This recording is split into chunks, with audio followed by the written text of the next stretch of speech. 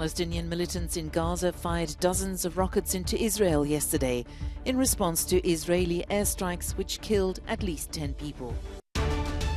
Ukraine's military fortifies its positions around the eastern city of Sloviansk, preparing for Russian forces to make a fresh attempt to seize it. At a commemoration of the 77th anniversary of the Hiroshima bombing, the UN Secretary-General urged countries to take the nuclear option off the table for good.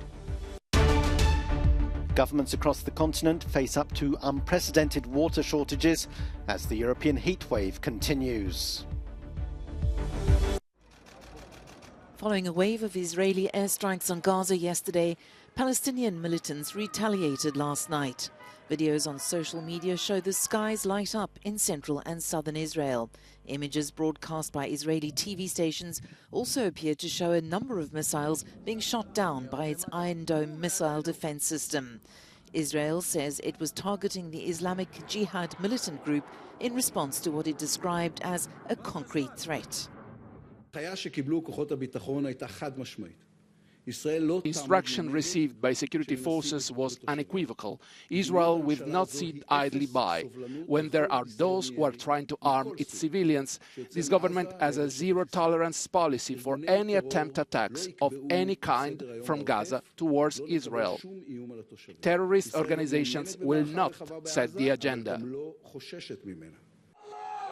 Relatives of Palestinians killed in Israeli airstrikes gathered at a hospital morgue in Gaza, where their bodies are being stored.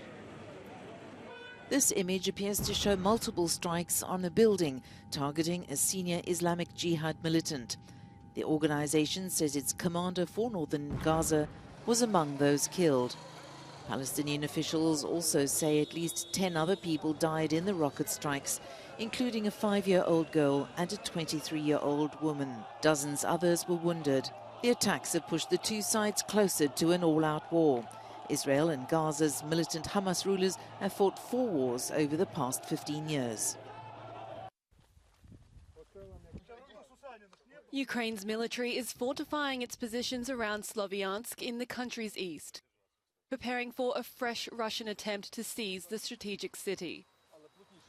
As heavy ground fighting continues on the front line just kilometers from Sloviansk, members of Dnipro 1 Regiment are digging in after a week of relative calm. In Konstantinovka in the Donetsk region, cleanup begins after a horrifying night of shelling. Once the sun rose, residents emerged from their homes and shelters to find houses and schools completely destroyed. Now you can see the clock has stopped, this 82-year-old woman says. There, at that time, at 20 past midnight, the shelling began. Russian military has released these images of humanitarian aid being delivered to occupied parts of the Kharkiv region. Critics are accusing Moscow of bribing the population. But Russia says providing assistance is in accordance with the rules of conflict. And the EU has accused Russia of breaching nuclear safety rules after rockets damaged part of an occupied nuclear plant in Zaporizhia. The foreign policy chief has called it another example of disregard for international norms. Although many companies have rerouted their ships from the busy shipping lane, these boats were seen sailing calmly in the waters of the China-Taiwan Strait today. This despite the fact that on Thursday, China began 4 days of military drills around Taiwan, including deploying fighter jets, firing live missiles, and sending 13 warships into the waters separating the disputed island from the mainland. The exercises are in reaction to a recent defiant visit to Taiwan by the U.S. House Speaker Nancy Pelosi. The scale and intensity of the drills have triggered outrage in the United States and elsewhere. As relations between Washington and Beijing nosedive, China says it's ending cooperation with the U.S. on key issues, including climate change. There was no reason to have this escalation that we're seeing from China.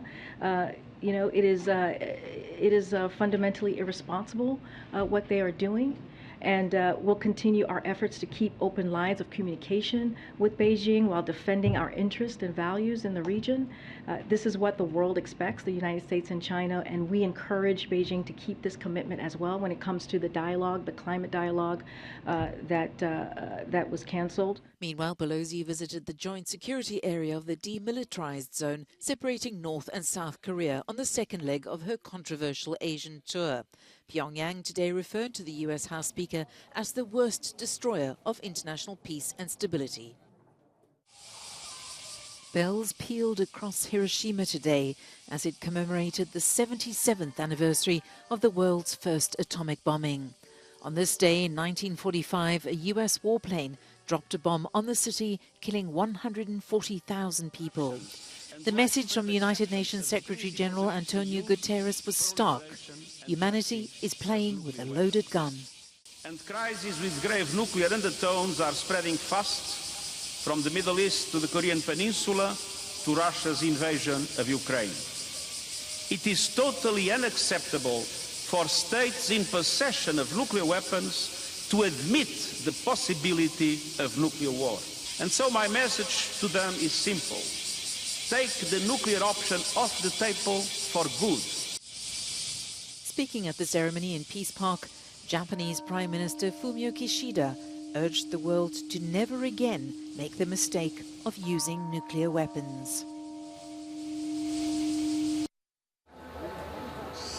The French government has set up a crisis team to tackle a historic drought that's left more than 100 municipalities short of drinking water. Trucks are taking water to those areas as there's nothing left in the pipes. Minister for Ecological Transition, Christophe Béchu, said. This is a situation like nothing we've ever seen, he told reporters. And the bad news is that as far as we can see, there's no reason to think it will stop. The heat wave that has baked France since June has prompted trees and bushes to shed their leaves early, creating scenes that look autumnal. In Rome, residents and tourists cooled off at the many water fountains dotted across the city. Popular tourist destinations such as Florence and Palermo are among 16 Italian cities on the red alert list, with temperatures topping 40 degrees Celsius. Dutch Minister of Infrastructure and Water Management, Mark Harbers, has called on citizens to shower quicker and not to wash their cars or water the garden because of the current water shortage in the Netherlands. Houseboat owners in Arnhem say the difference between the summer and winter water levels is so great that the boats are lying at an angle. And levels on the Danube in Romania have dropped so much that sand islands surfaced in the Calafat region. The Danube levels are now close to their all-time low. Relatives of 10 workers trapped in the flooded coal mine in northern Mexico clung to hope on Friday that their loved ones were still alive. 5 miners managed to escape in the initial aftermath of the cave-in on Wednesday, but despite a major rescue operation, no further survivors have been found. More than 300 soldiers and others have joined in the rescue efforts. 12 people have been killed in a coach crash in Croatia. The Polish-registered vehicle overturned in the early hours of Saturday morning on the A4 near Brzezinski Hum. A further 32 people were injured. Investigators are looking at driver fatigue as a possible cause. So I can get you all just to do that for me. Thousands of performers from across the world are in Scotland for the Edinburgh Festival, the world's largest arts gathering.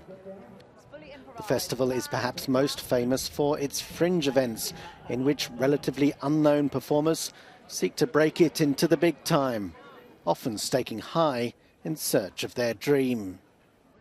We have had to raise a lot of money to bring our rather large company up here, so it is a little bit of a struggle, I would say. And I think there is opportunity for the city to get a little bit more involved and support artists more, which would be so lovely. Accommodation is the real killer.